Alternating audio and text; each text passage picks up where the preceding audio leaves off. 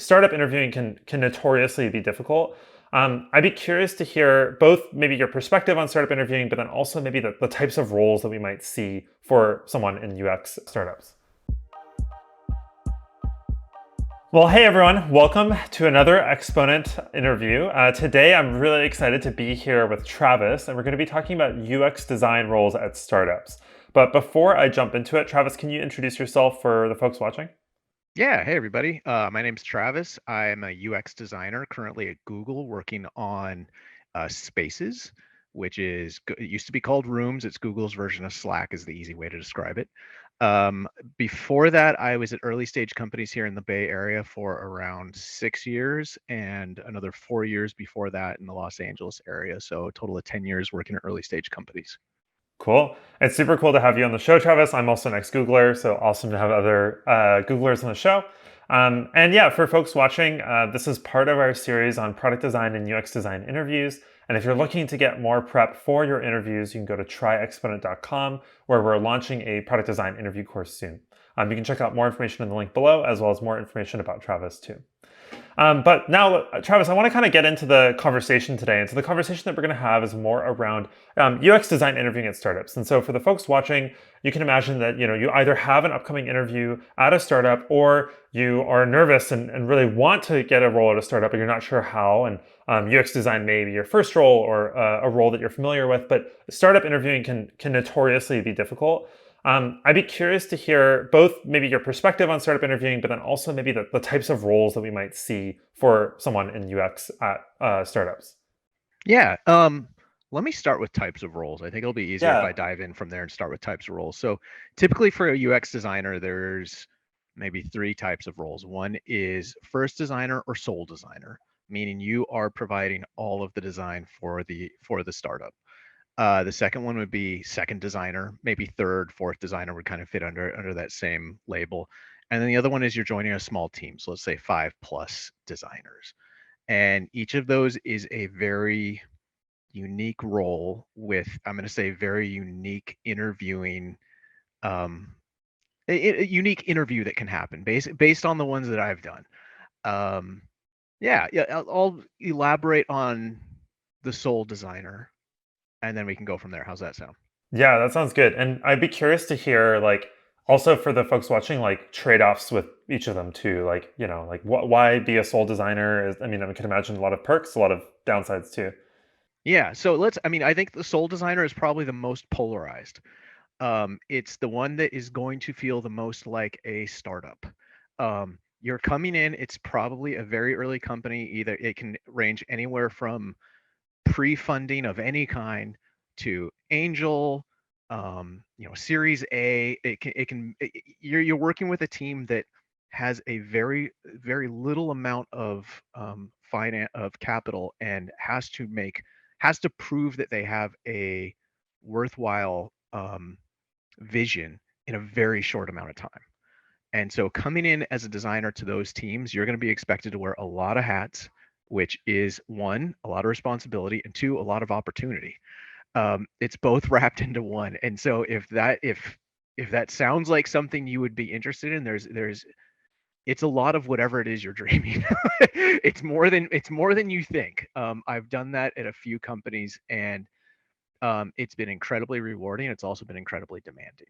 Hmm. Um, a lot of it is working with directly with leadership, working directly with executives, with the CEO. It's pivoting quickly.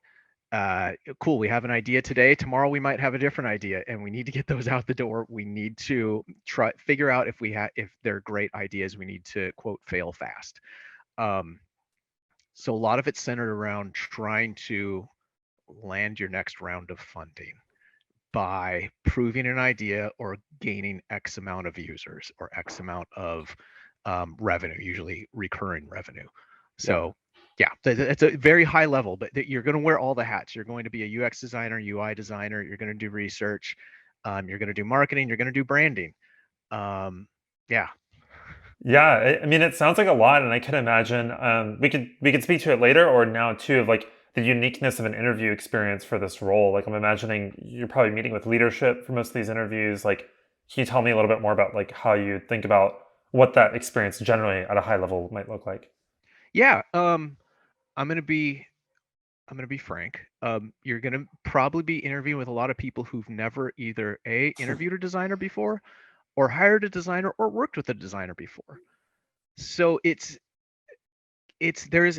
can span the gamut. Sometimes you have serial founders who know what they're doing.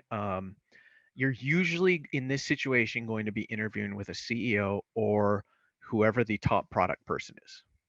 Sometimes the CEO, sometimes the head of product, sometimes a product manager. Um, and yeah, the interviews can span the gamut. um, not it's kind of a Wild West scenario, not in a bad way. It's you kind of have to go in knowing exactly what you bring to the table, and I'd say that's probably the most important part with that sole designer first designer role is knowing your strengths, knowing your weaknesses, being incredibly candid about them, selling yourself on those strengths, understanding how those strengths translate directly into value for an early stage company, which is something I cannot emphasize enough. Like, Mm, it's not just strengths as a designer, it's strengths, it's understanding what strengths as a designer translate into value for an early stage company. And totally. that's very, very different than working at a later stage company or a large company. Um, yeah. Got it. That's super, super helpful. I mean, it sounds like a lot of it is kind of the Wild West in terms of like they don't know how to design. They probably are hiring a designer. Would love, I mean, we can either talk about now or later any tips you have, and then we can also move on to talk about like that second designer role too. Yeah. Let's save the tips for let's move on to the second designer role. Yeah, yeah. I think it'll be easier for me to just contextualize this in terms of that. So the second designer, you're usually going like there's a few scenarios that I've experienced talking to other designers they've experienced, and that is for a second designer, you're either coming in, they've already got a lead designer, a head of design in place, and they're looking to hire their first person under them. Yep. That is a much easier scenario usually than the other scenario of we have designer A and we're looking to hire designer B, and they're kind of going to be at the same level because a lot of it, when you join a startup as a first designer, that last role that I just talked about, a lot of people join it specifically because they are ambitious. They want to move up. It's an opportunity to get in on the ground floor, and it's an opportunity to move up into leadership. And so that hiring at the same level, a lot of times it can lead to some questions about who's doing what, who owns what, who's reporting to who. And so that's something to definitely clear up in the interview. We can talk about that later. But otherwise, the other scenario is coming in under somebody, coming in under a head of design, whether they are incredibly seasoned or this is their first time doing this. And yeah, it's a lot easier in that scenario because you know who you're reporting to. The hierarchy is put in place. So it's I would recommend that if I'm going to make one recommendation, it would be to recommend that scenario over the other scenario. So Travis, like this is super helpful. Like, tell me about like larger teams too, or like how does this sort of scale as you get like larger, and what does that sort of landscape look like? Yeah, under the second designer, third designer, you're still going to be wearing a lot of hats, probably up to like fourth designer. You're still going to be doing a lot of things. You're going to be asked to take on a lot of different roles. Once you start coming into a team that has, let's say, maybe over 5 designers, a team where maybe they've split into 2 or 3 units, 2 or 3 pods to, own different verticals within the product, then specialization starts becoming important. In that team, they're not looking for everybody performing the same at the same roles. That's when you start going, hey, we want somebody who's great at research. We want somebody who's great at UX and problem solving. Somebody who's great at UI. We want to hire a designer specifically for marketing.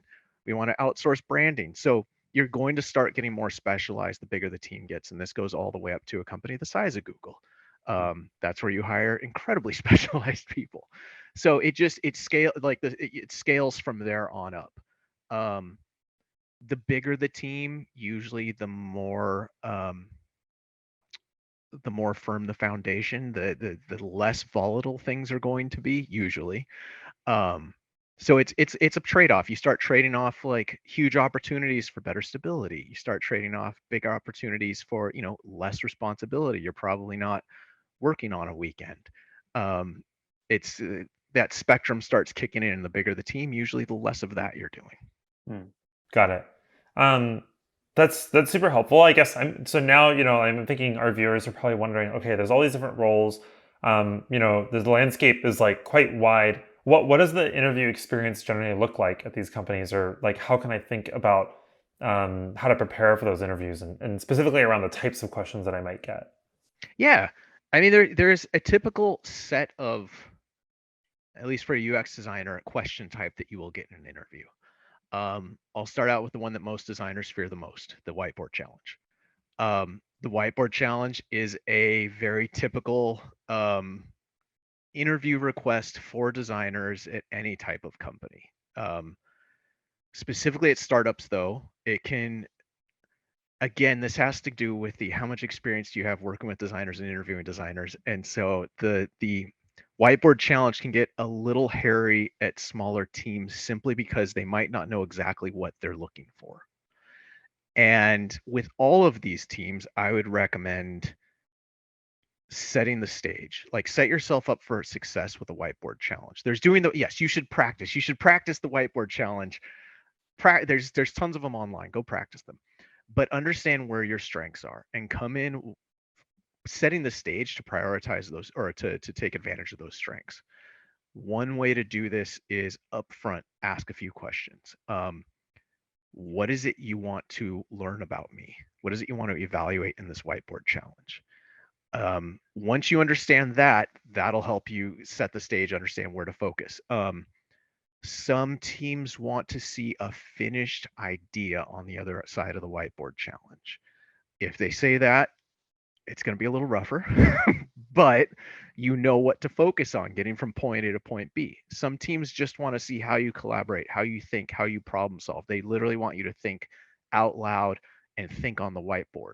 They don't really care about the end solution. And that's going to be a lot easier, and that'll be a way easier interview in general, because then you can really focus on your strengths. You don't need to try to shape your strengths into a final solution. So understanding that up front, it will be great. And you can always just say like, hey, can I do this instead? Like, Hmm. don't be scared to do that. I've definitely done that in a few whiteboard challenges. Be like, hey, that sounds great. Would you mind if I did this? And the second part of that is, because I do you mind if I don't end up with a final design? Because I think I can really show you my value if I focus more on the problem solving, if Hmm. I focus more on working through this and collaborating with you. Like if there's only one person in the room, can I bring two other people in and we collaborate and I show you my collaboration skills? You can 100% request that and they can 100% say no. But you don't know unless you ask. So definitely shape your whiteboard challenge for success. Um, that would be my recommendation, my biggest recommendation with that. I love that tip, Travis. And I think one thing in particular, I can imagine that coming up a lot in these first designer or second designer interviews where companies really don't know how to hire for this. And so they're actually making up the interview process and they're not super sure about how to interview. And so your guidance as a candidate to the team is actually probably really welcome and actually probably seems really qualified because it's like, oh, hey, Travis has an opinion on how this interview should go. And I think that's a really great tip, and a tip in general in interviews that makes it really effective is it's more of a collaboration with you and the interviewer to demonstrate skills than it is a strict job interview, like a one-sided kind of thing.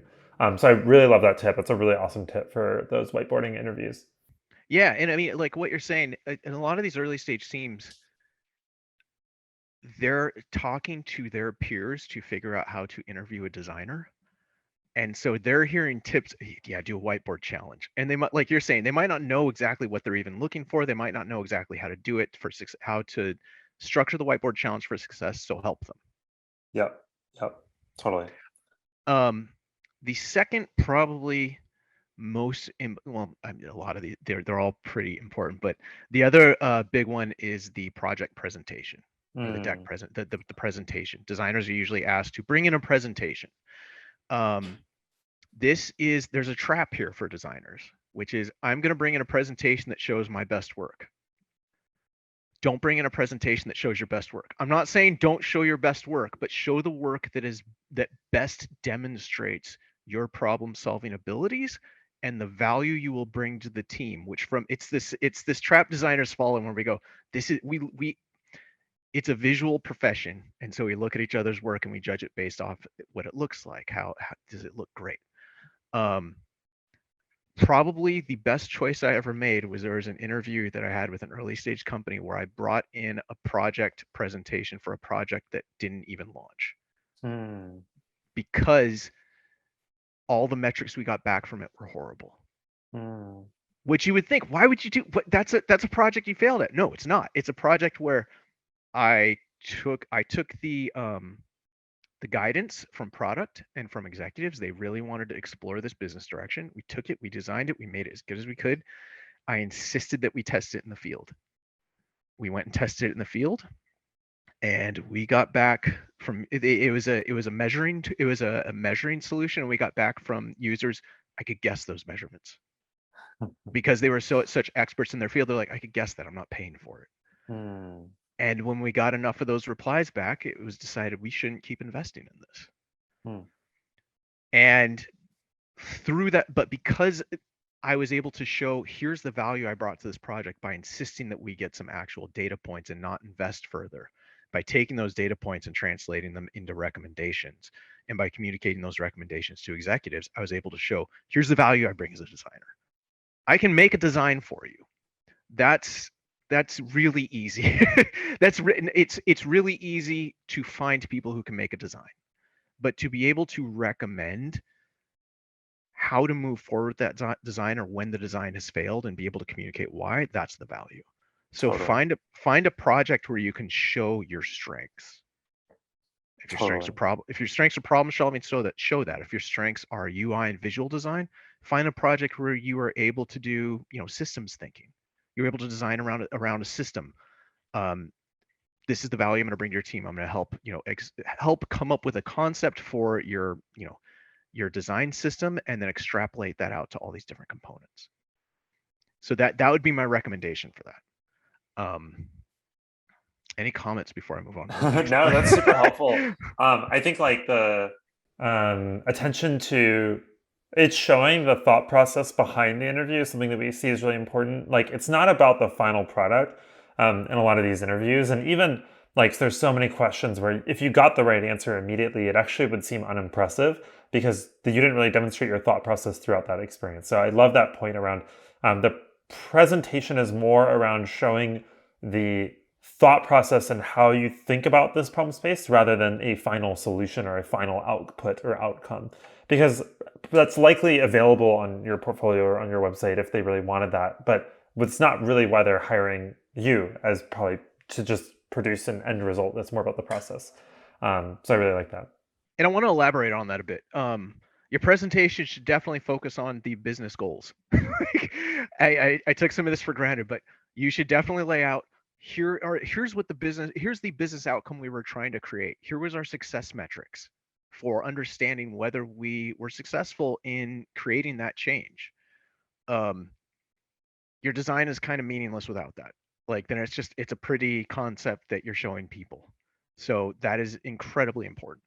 Actually, when I interview designers, the thing that I always ask is, how did you measure the success of this design?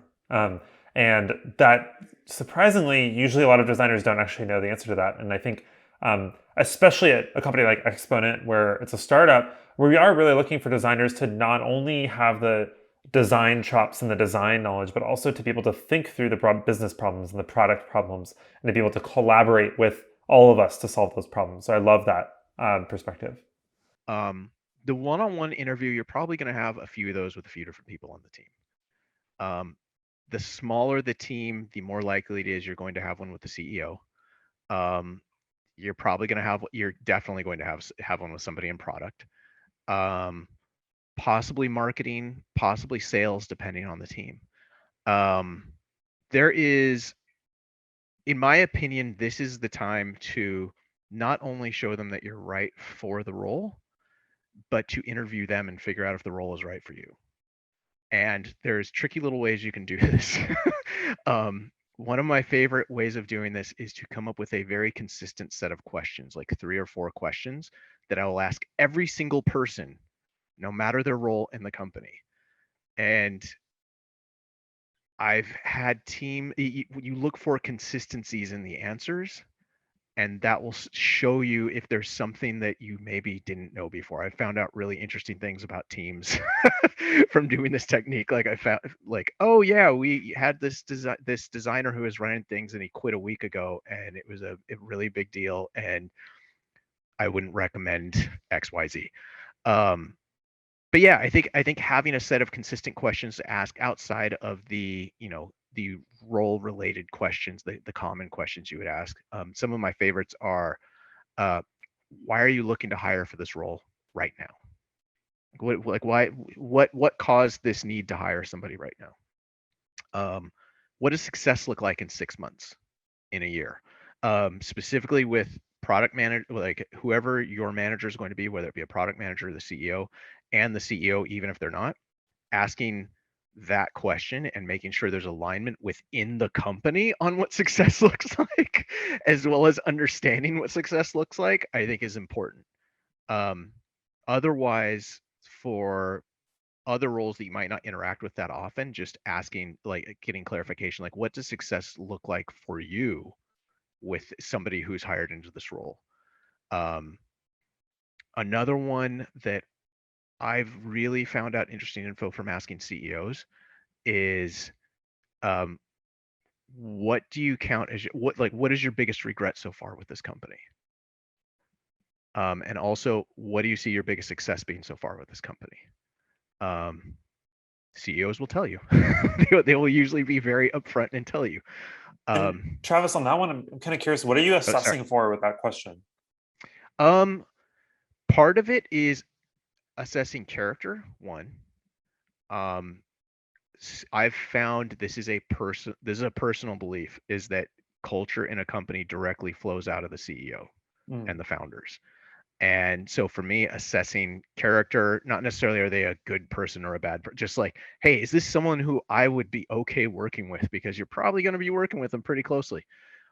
Also, just like, what do they consider a success and what do they consider failure? Like, I've gotten some interesting answers from that one before where I'm like, that doesn't seem like a big deal. Um, or you can tell that they're kind of making something up on the spot. You can tell how honest they're being with you. So it's any number of things, but for me personally, I've that question has been pretty revealing. Best advice you'd give somebody joining the team, which mm. sounds pretty innocuous, but I've gotten pretty great answers. I've gotten really honest answers. People are a lot more honest than you'd think. um, and also, yeah, I think I already said this before, but how do you see yourself working with the person in this role? I think that's an important one specifically for those outer teams like sales and marketing, just to make sure that everybody's aligned. Like sometimes it might be said, oh, we're going to outsource design to a marketing agency, and then you talk to marketing, they're like, oh yeah, I can't wait to give you all this work. Mm. So just getting very clear communication with all members of the team is super important, in my opinion, in an early stage company. Sometimes communication can get a little wacky, and things might be assumed and not said. so, Mm. so Mm. yeah, Got it. And one thing that I think you believe this too, Travis, but like really asking good questions in the interview is actually part of the interview. And I think a lot of folks who interview think that it's a one-way thing again. But actually, this is a good opportunity. I don't know if you want to speak more to this, of like a good opportunity for you to understand if you're a good fit with the company, and it kind of impresses them too. yeah, 100%. So I think this is you're also interviewing the company for the role standpoint. Like, use these questions to interview the company. Is this the right role for you? Think about it from that way. Like, yeah, you're answering their questions, but you shouldn't be nervous in the one-on-one interviews. It should be more of like, and I've had them actually ask me a lot of questions and get to the end, and I'm like, hey, I didn't get to ask any questions. Like, can we Mm. extend this, or can I have a second interview with you? And feel free to do that. You should have all of your questions answered. Um, but when it comes to showing your value, I've actually made that recommendation to a couple of friends where I'm like, how are you what do you do in the one-on-one questions? And they tell me, I'm like, you got to ask better questions. Mm-hmm. Like it impresses teams when you ask the right questions. It shows confidence and it shows that you know what you're doing. So yeah. Totally. Well, this is all super helpful. And one theme I sort of noticed thus far in your advice, especially around interviewing at startups, is really that you have a lot more power and sort of like ownership in the interview process than you might at a bigger company, right? Because they're more defined and all that kind of stuff. Whereas here, it really is about like you getting to know the company, more of like a conversation, more about you saying, hey, this is how I want this interview to go, or this is how I think this interview could go. So I really like that theme. I guess I'm curious, do you have any other like maybe final thoughts or things that you'd recommend to folks who are watching this video? I'd say the biggest one, just like parroting what you're saying about you're interviewing the team uh, and confidence. So this isn't the easiest mindset to get into. And for me, when I've interviewed in the past, I've come to the realization and just understood that my first one or two interviews are not going to go great. And that's part of just me getting into the right mindset. And I kind of always know my first one or two interviews are almost going to be throwaway interviews to get me into that mindset where I'm fully zoned in. I can ask the questions. I have confidence. I know what I'm bringing to the table. I've got it doesn't matter how many times I practice. I've got my my presentation down. I've got my whiteboard challenge, approach down. It almost takes me one or two times of just coming in and kind of not doing it right to get there. Um, so I would say don't be hard on yourself. Like this is a process that you're not going to go. You might go into one place and get that magical job. You might interview with 10 companies. You might interview with 15, and that I would say that actually isn't a bad thing. That shouldn't be something you fear, is interviewing with a lot of teams. Like with each interview, you'll get better at it and you'll start understanding more and more exactly what you're looking for, and you'll be able to tease out like this really does feel like a great role. So I would say, yeah, don't look at more interviews as bad. Yeah. Um, yeah. Know your strengths and weaknesses too. Like I'd say that's probably one of the bigger tips I have before even going into this. Like really understand your strengths and weaknesses. Um, as an example, I joined Google and I'm not great at creating decks. And if you've ever worked at Google, decks are one of the main ways to communicate. It's an artifact that is left for people to comment on to better understand a concept in their own time. And that's one of my weaknesses. And I didn't even know that was an issue when I went there. But luckily, they didn't mind. I've learned quickly how to make decks, but um, prioritize, like, find ways to communicate your strengths and just hammer those home. Like in every answer you give, pivot it to talking about your strengths. In every, the whiteboard challenge, focus on your strengths. Um, that presentation, focus on your strengths, but be incredibly honest about your weaknesses. It's not something to hide. It's just something that you're not showcasing. You're showcasing how you're going to bring value. But it's okay. It's okay to talk about your weaknesses. And it's actually, I've seen some teams where they're more than willing, especially at startups, because it's such a rough environment. Some startups are willing to invest in you.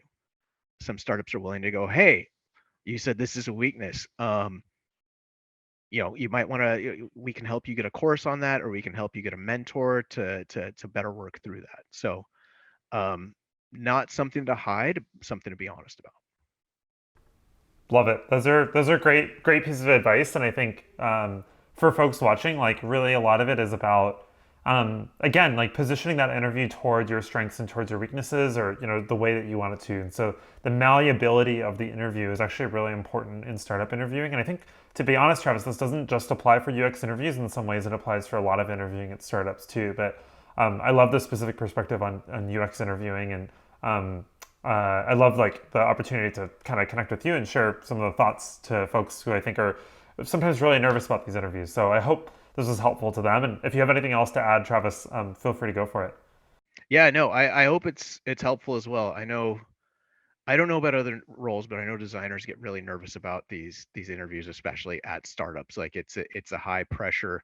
situation where you're trying to break into the industry, or usually the last opportunity you were at has ramped down quickly.